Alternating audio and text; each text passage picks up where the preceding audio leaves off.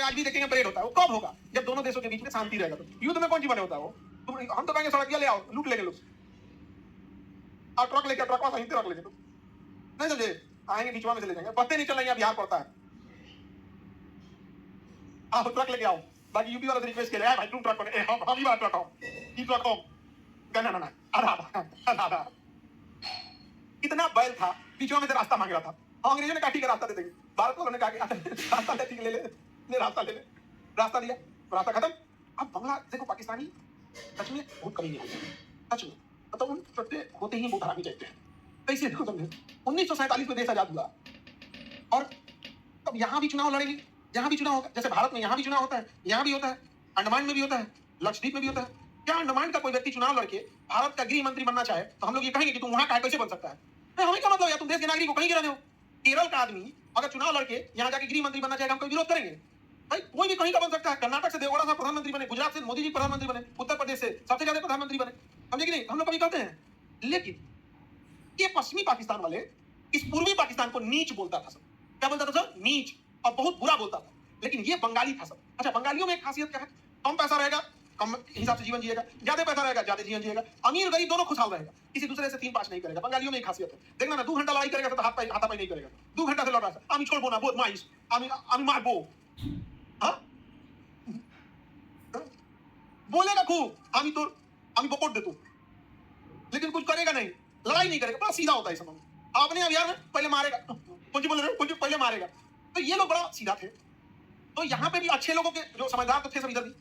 तो एक बार 1970 में इलेक्शन होता है, अब इलेक्शन होता है तो चुनाव में कहीं से खड़े होंगे, तो यहाँ से खड़े होते हैं आवामी लीग पार्टी के नेता शेख मुजीबुर रहमान, और शेख हसीना के पिताजी शेख मुजीबुर रहमान चुनाव जीत जाते हैं, और सबसे ज्यादा सीट इन्हीं को आ जाती है। मतलब इनको चाहने वाले इधर भी थे और इधर से आया था, क्योंकि एरिया बड़ा था, और इधर से भी आया, और इतना सीट आया कि प्रधानमंत्री के लिए सीट हो गया।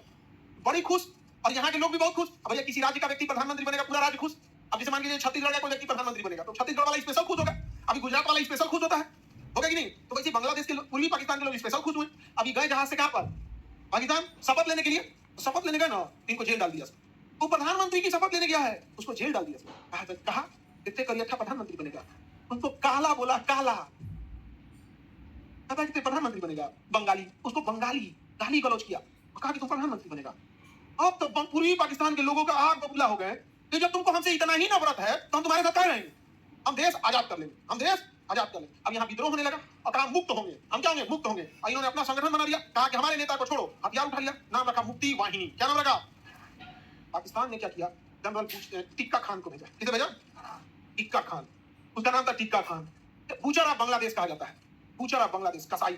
जब टिक्का खान आया यहाँ पर ना, नेवी के रास्ते आया और बांग्लादेश का कमांड संभाला, तो जनरल टिक्का खान ने जितने लोग थे सबको मरवा दिया, पूरा गांव का गांव गिरफ्तार किया, और नीचता की हत्या, पुरुषों को पहले मरवा दिया, और महिलाओं को शॉर्ट लिस्टेड किया कि जिनका उम्र 30 साल से कम है अलग करो, और जिनका उम्र 30 साल से ज्यादा उन्हें अलग करो। जो 30 साल से ज्यादा की थी उनको गोली मार दिया सबके सामने, जो 30 साल से कम की थी उनको घसीट के लाया गया, और पाकिस्तानी फौजियों को यहां से बुलाया गया, और कहा गया कि इन औरतों को अलग देश चाहिए, इनके बच्चों को अलग देश चाहिए। पाकिस्तान से फौजियों को लाया गया और आदेश दिया गया कि इन महिलाओं का रेप करो, और जो इनसे बच्चा पैदा होगा वो प्योर पाकिस्तानी कहलाएगा। 25,000 पाकिस्तानियों को लाया गया, उन्हें रजाकार कहा गया जो यहाँ है, और ऑफिशियली 25,000 से ज्यादा महिलाओं का रेप किया गया। ये ऑफिशियल डाटा है, जबकि हमेशा ये डाटा 10 गुना कम होता है।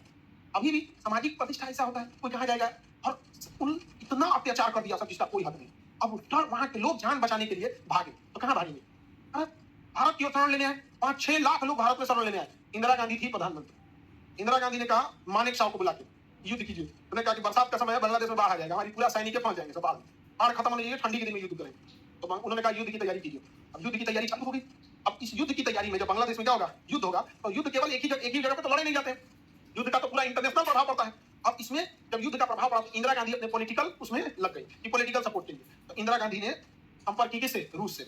अब कहीं याद कीजिए, श्रीलंका में जब अमेरिका आ रहा था, हम ही लोग भगाए थे, हमारी मदद कीजिएगा ना, तो रूस ने वादा किया कि हम आपकी मदद करेंगे।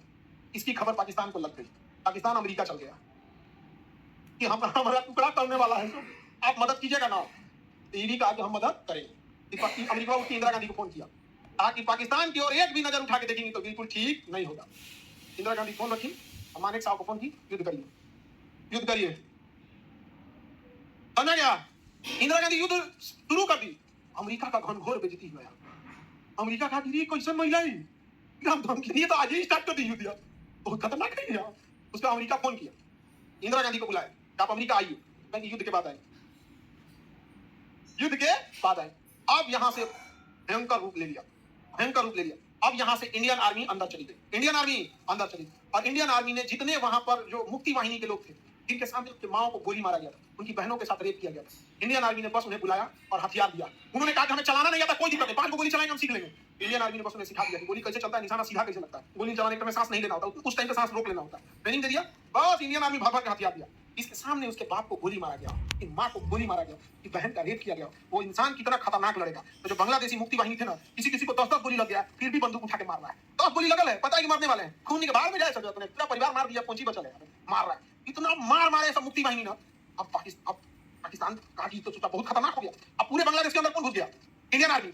और बड़े बड़े टारगेट तो कौन मार रही थी? Indian army. जैसे कोई बड़ा टारगेट है, कोई दुश्मन छुपा है स्नाइपर लेके, तो इंडियन आर्मी है मेन टारगेट कौन उड़ा दी? Indian army. और नीचे कौन साफ कर रहा है? मुक्ति वाहिनी। क्योंकि इंडियन आर्मी को गली मोहल्ला क्या पता था, कौन मोहल्ला में कौन रहता है, वहां का लोकल ने बताएगा। ऐसा सबको हथियार बांट दिया हम लोग। अब लोकल कर रहा है, ये मारा है, तेरे पापा को ये मारा था, दरवाजा खटखट नहीं खोलेगा। हाँ कहने अरे धान धान मार दिया यहाँ पर। कितना मार मार के मुक्ति वाहिनी लेके घूम रहा था, ये मारा था, चाचा कोई मारा था, ले फोन होके मारे, तोरे चाचा के ही मार ले, हम मार दे, ले ले ले ले। पूरा तहस नहस हो गया। पाकिस्तान ने आदेश दिया, पाकिस्तान ने आदेश दिया अपनी एयरफोर्स को। किसको आदेश दिया? एयरफोर्स को, कि भारत पर हमला किया जाए, भारत पर हमला किया जाए। तो पाकिस्तानी एयरफोर्स एंट्री मार दी, एयरफोर्स एंट्री मार दी इंडिया के अंदर। उस समय पाकिस्तानी एयरफोर्स इंडिया से तगड़ी थी उस समय, क्योंकि अमेरिका ने उसे हथियार दिया था।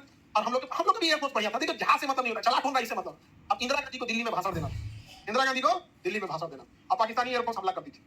अब इंदिरा गांधी को कहा गया कि लोगों ने कहा जो पॉलिटिकल सलाह देने वाले, मैडम भाषण कैंसिल कीजिए, एयरफोर्स घुस चुकी है, बंकर में चली गई। तो इंदिरा गांधी ने मानेक साहब से कहा कि हम भाषण दे सकते हैं कि नहीं। तो मानेक साहब ने विंग कमांडर इदरीस को फोन किया।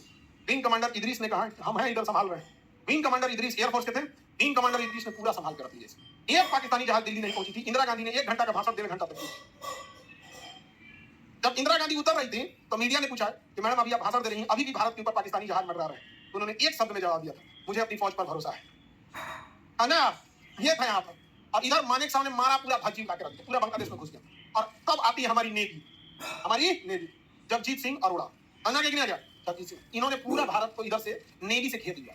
इतना मार मारा ना कि पाकिस्तानी पगला गया सब। तो खाना पीना का सप्लाई बंद कर दिया है सब, एयरपोर्ट सब बंद है। इधर से मार रही है नेवी, अंदर घुस गई है आर्मी, और ऊपर से बस आ रही है एयरपोर्ट, और गली में घूम रहा है सब मुफ्ती भाई। हम जाए कहाँ, हम कहाँ जाए, चारों से मार रहा है सब।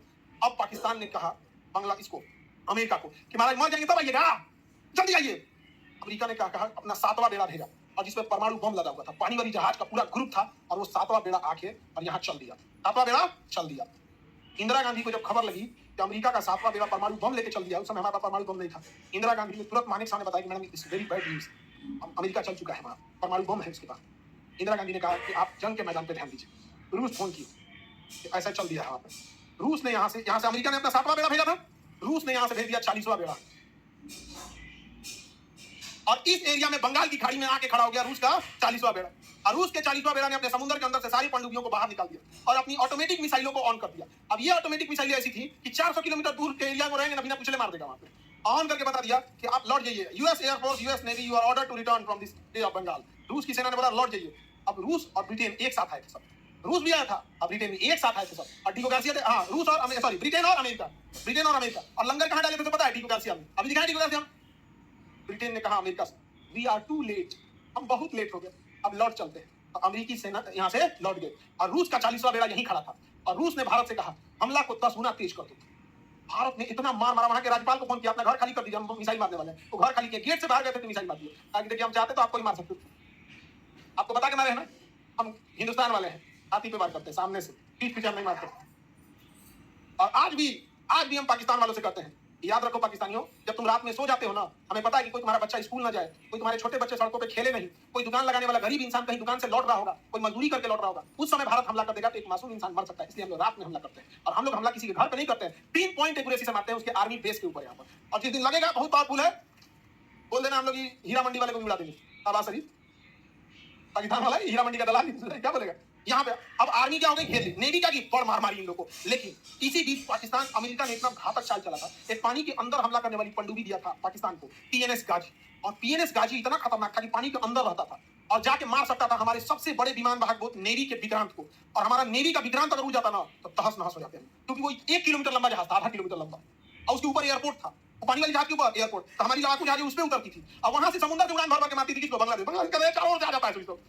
अब हमारे विक्रांत को मारने के लिए चल दिया था पाकिस्तान से कौन, पीएनएस गाजी, लेकिन ये गड़बड़ हो गया।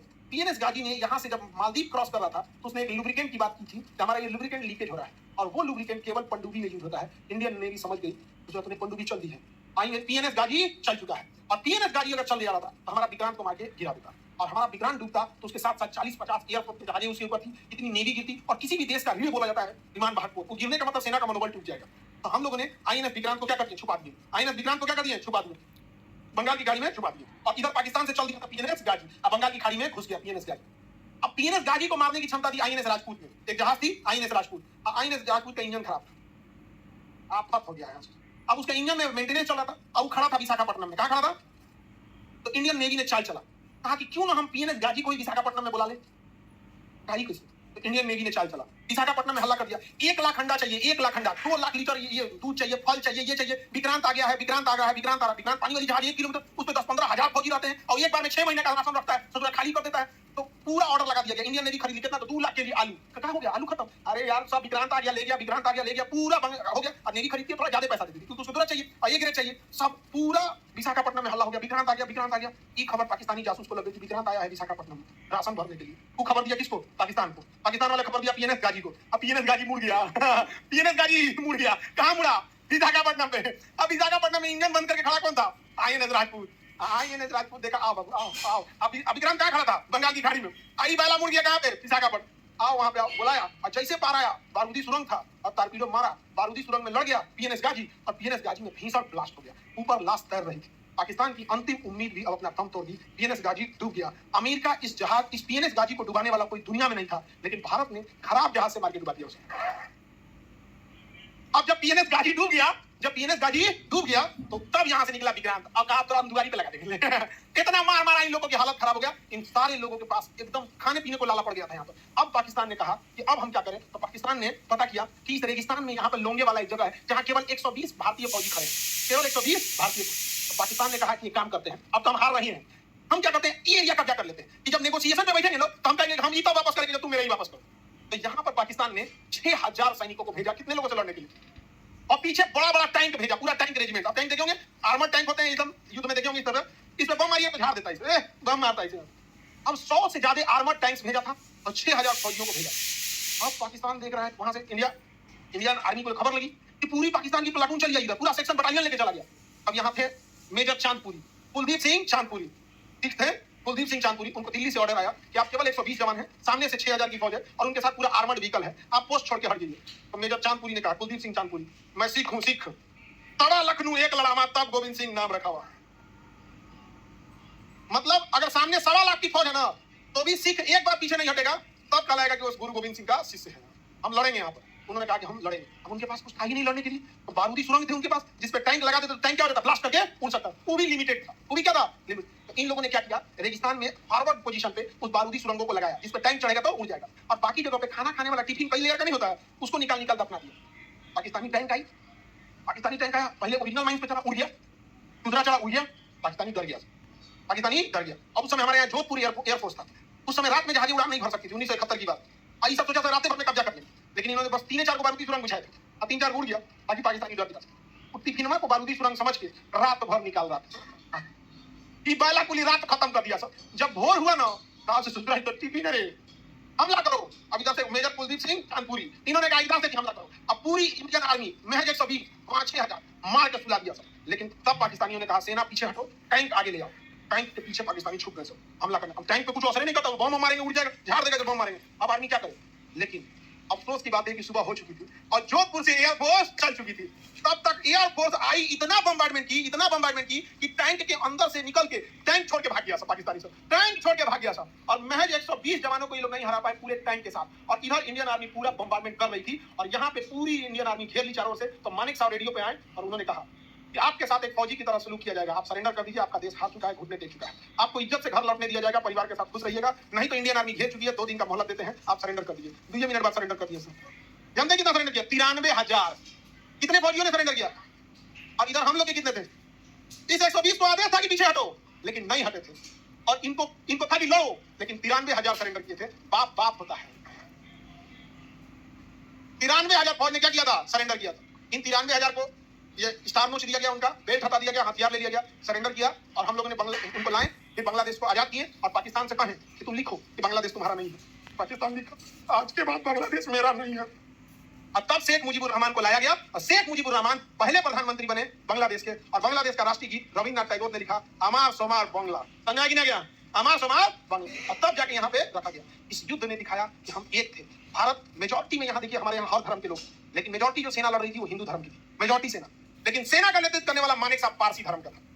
जब एयरफोर्स आई थी तो रोकने वाला विंग कमांडर इदरीस मुस्लिम थे। जब नेवी हमला की थी इधर, तो जगजीत सिंह अरोड़ा सिख थे। और जब पाकिस्तान सरेंडर किया, 93,000 सैनिकों से साइन कराने के लिए गए थे, जनरल जैकब यहूदी थे। हर धर्म के लोगों ने एक साथ लड़ा। जब हम सब एक थे तो इतिहास के हमने भूगोल बदल के दिखा दिया। लेकिन आज जरा सोच के देखिए, किसी को अपन जात पे घमंड है, किसी को अपने धर्म पे घमंड है। अलग अलग रहोगे तो बिखर जाओगे। देखिए इंडियन आर्मी की पावर है, आर्मी, एयरफोर्स, नेवी, सबने अपना योगदान दिया है। समझा कि नहीं आ गया यहाँ पर? लेकिन आज नहीं, आप अच्छा तब है जब आप दूसरे को ज्यादा करिए। ये स्थिति हो गया है। बांग्लादेश को तोड़ दिया गया, किससे? पाकिस्तान।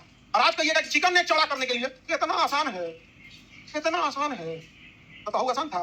अरे परमाणु बम मारने आया था अमेरिका, मार देता कि नहीं मार देता वो बात की बात है, लेके आया था ना जी अमेरिका। और लोग कह रहे हैं कि ईरान अमेरिका से टकरा रहा है, ईरान अमेरिका से टकरा रहा है। अरे हमने उसको टकरा के भेज दिया है, वापस भेज दिया। युद्ध जब खत्म हो गया, पाकिस्तान की मान्यता मिल गई। जब पाकिस्तान बना तो सबसे पहले उसे मान्यता भारत देने जा रहा था। तो रूस ने कहा कि बांग्लादेश को, रूस ने कहा आप दीजिए, दिक्कत कौन और देश से दिलाई। हमने भूटान को बोले आप मान्यता दीजिए। भूटान का जहां साइन करने को बोले, हम तो कहते हैं पाकिस्तान आप ही का।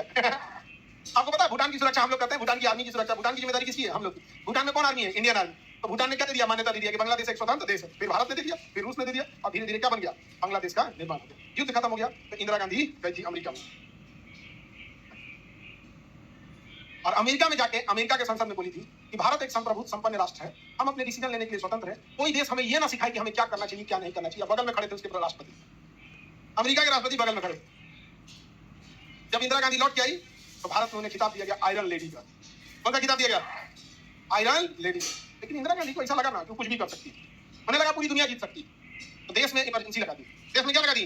अब जैसे इमरजेंसी लगा दिया था, अब सरकार के खिलाफ बोल नहीं सकते, बोलेंगे तो जेल चले जाएंगे। क्योंकि जो देश अमेरिका को हरा के जो प्रधानमंत्री घूम रहा हो, बांग्लादेश को हराया, उस पर घमंड नहीं आ जाएगा। इनको आ गया घमंड, देश में लगा दी इमरजेंसी। कोई इनके खिलाफ बोलता था तो जेल, कोई इनके खिलाफ बोलता था तो जेल। यहीं पटना के कंकड़बाग से निकले थे जयप्रकाश नारायण। कौन निकले? और सारे पटना यूनिवर्सिटी सब विद्यार्थियों को लेके कहेंगे कितना जेल भर सकते। जेल भरो आंदोलन, संपूर्ण क्रांति, पूरा भारत उठो इसके खिलाफ। पूरा भारत उठ गया उसके खिलाफ, और पूरे भारत में हो गया संपूर्ण क्रांति। आयरन लेडी हार गई चुनाव। हराया किसने? जयप्रकाश नारायण। जिसे अमेरिका नहीं हराया, बिहारी हरा दिया। लेकिन जयप्रकाश नारायण से गलती हुआ, लोगों ने कहा कि आप सत्ता संभालिए। जयप्रकाश नारायण ने नहीं संभाला, मोरारजी देसाई को दिया। मोरारजी देसाई नाश दिया देश, पूरा नाश दिया पूरा देश। यहाँ उसको इंदिरा गांधी से इतना नफरत था ना, इंदिरा गांधी ने अच्छों का वकील खराब कर दिया। इंटरनेशनल पॉलिसी तो उसका ठीक ही था ना, डिक्टेटरशिप अलग बात है, लेकिन नाश दिया। अच्छा, तो बिहार के जयप्रकाश नारायण का झोला ढोते थे लोग। सर चलिए, उसमें जयप्रकाश नारायण के साथ घूमते थे लालू यादव, नीतीश कुमार, रामविलास पासवान, ये आपके सुशील मोदी, और ये जितने नेता लोग, राम प्रसाद, ये क्या नाम, रविशंकर प्रसाद, ये लोग उनके साथ घूमते थे। अब जयप्रकाश नारायण ने गलती कहा, हम चुनाव में नहीं लड़े। ये कहा भाई, हम चुनाव में ये कहा हो गया। तो इन लोगों ने कहा कि हम संभालेंगे। लालू यादव ने कहा हम संभालेंगे, नीतीश कुमार ने कहा हम भी संभालेंगे, रामविलास पासवान जी का हम भी संभालेंगे, सुशील मोदी ने कहा हम भी संभालेंगे। सबने मिलकर इतना ना संभाल दिया इस देश को, इस बिहार को इतना ना संभाल दिया, इतना संभाल दिया। छोट लड़का को आदमी कैसे कहता है तुमको आगे नहीं जाना है, रुको खिला देते हैं। बिहार को एकदम इतना ने खिला दिया। इन सबसे पूछिएगा, ये सब लोग क्या थे? जयप्रकाश नारायण के उस समय पटना यूनिवर्सिटी में पढ़ाई होती थी, बहुत बेहतरीन इंटेलेक्चुअल थे। अब पटना यूनिवर्सिटी पता नहीं हो गया। अच्छे स्टूडेंट की संख्या है उसमें, बट क्या है? टीचर्स नहीं है, इंफ्रास्ट्रक्चर नहीं है। खैनी लगा के बनाने लगे। और क्या हुआ है ये? कैसा लगेगा? बहसबाजी करें यहाँ के, हम बड़का है, देखना ना बहुत आदमी में होता है। कौन सी है तुम? रावण का सोना का लंका नहीं टिका, तुम कौन सी है? लेकिन सब पतन के कगार पे जा। समझ आ रहा है कि नहीं आ रहा? दिक्कत आगे का क्लास